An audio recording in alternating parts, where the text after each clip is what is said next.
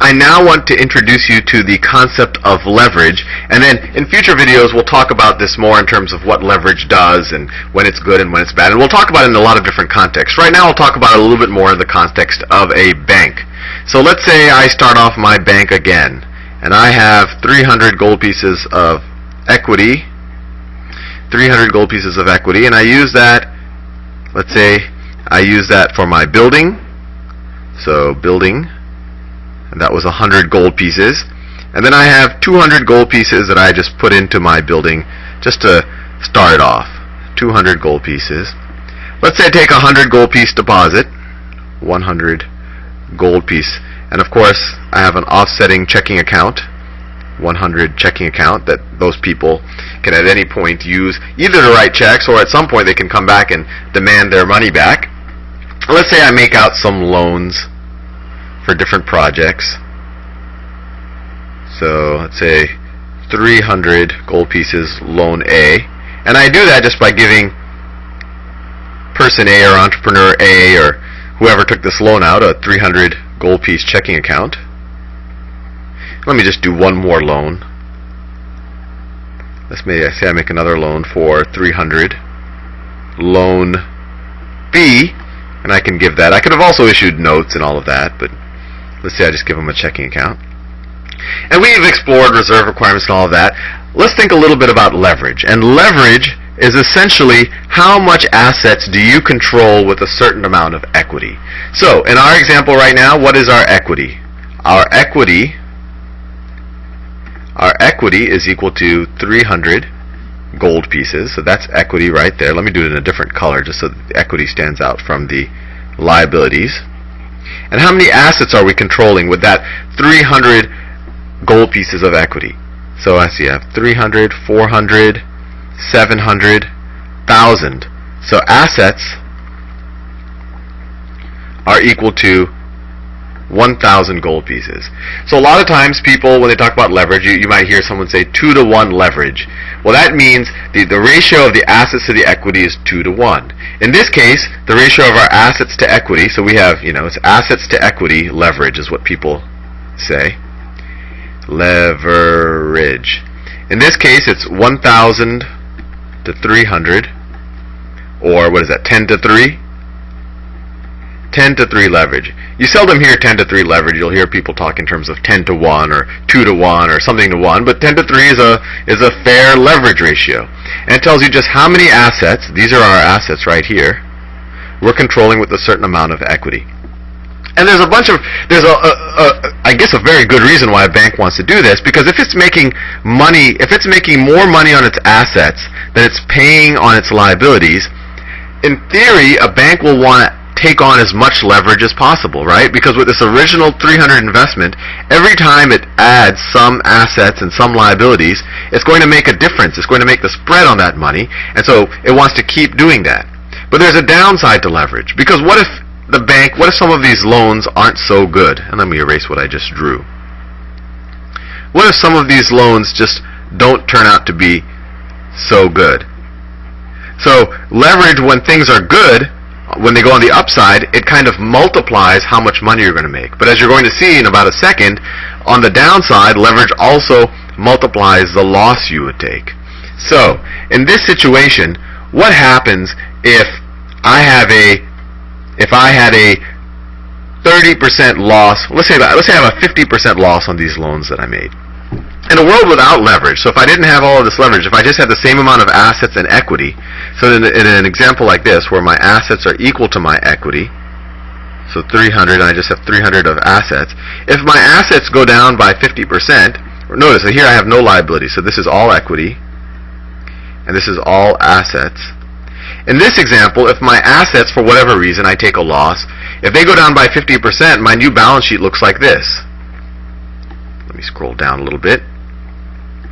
My new balance sheet will look like this. 150 and 150. So my equity also went down by 50%. I took a 50% loss because maybe I made some bad investments.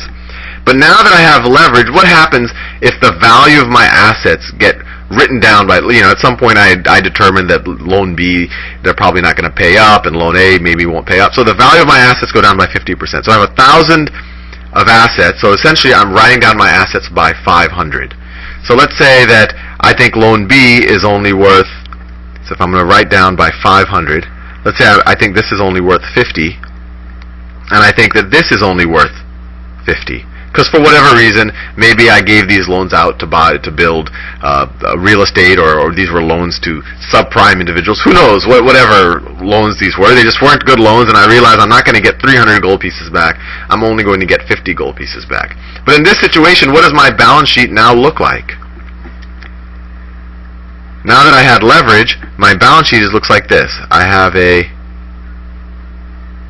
100 in terms of the building itself, then I have 300 of gold deposits, 300 of gold, that's this part right here, and then that first loan shrinks to 50 only, and then that second loan shrinks to 50.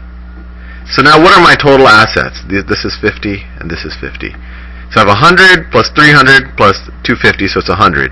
So I have 500 of assets, which is consistent with what I said, that our assets go down by 50%, because I had 1,000 of assets before.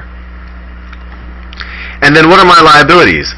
Well, I owe this 300 checking account, this 300 checking account, because he might have written checks to other people, so it's not necessarily the same person that I lent it to initially. But I have, let's see, 700 of liabilities. 700 of liabilities. So notice, I now have negative equity. Right? Because assets are equal to liabilities plus equity. Well, if my assets are 500 and my liabilities are 700, then what is my equity? Well, my equity is going to be minus 200. So essentially, I'm broke. This bank is out of business. And in this situation, there's a very good reason for people to want to get their money back. There's a very good reason to have a run on this bank, because frankly, even if you gave this bank all the time in the world, this bank is not going to be able to pay back its money. Even if it were able to offload these loans, it still does not have enough money to satisfy all of the demand deposits or all of the liabilities. And this situation is called insolvency. Insolvency. Let me do that in another color. Insolvency. And that just means you don't have the money. You're not good for it. Remember, when we talked about the reserve ratio, that dealt with illiquidity. You wanted to make sure you had enough gold left aside that when people came and said, oh, I want my gold back, that you had gold to give it to them. But if by chance people asked for more gold than you had, it doesn't mean you're out of business. You just essentially have to tell them, oh, well, can you wait a little while I deal with my assets and wait for those loans to get paid back? You're still solvent. Insolvency is when you actually, because of bad investments, you actually end up with less assets than you do have liabilities, and then there's nothing left over in the equity column. And that's what leverage is a measure of, because if you have really high leverage, then notice when we had no leverage, you could take a 50% loss really easy. But now that we had even 10-to-3 leverage, even a 50% loss wiped us out. And if you had 10-to-1 leverage, then even a 10% loss would wipe you out. So leverage really is a measure of how much cushion do you have to take losses in the future. Anyway, before I run out of time, and in the next video I'll actually talk about how leverage is regulated within banks, but just to give you another measure of leverage, because this measure I gave you, if someone says 10-to-3 leverage, it's assets to equity. Another one that people often use, often in the investing world, is debt to equity. But it's really a measure of the same thing, because if someone tells you debt to equity, you can figure out the assets to equity. But in this case, the debt to equity ratio, before I took any losses, it was what? My liabilities are, you can view that as debt, right, because I owe these people that money, is 700, and my equity is 300. So it's 7-to-3 is my debt to equity ratio. Anyway, see you in the next video.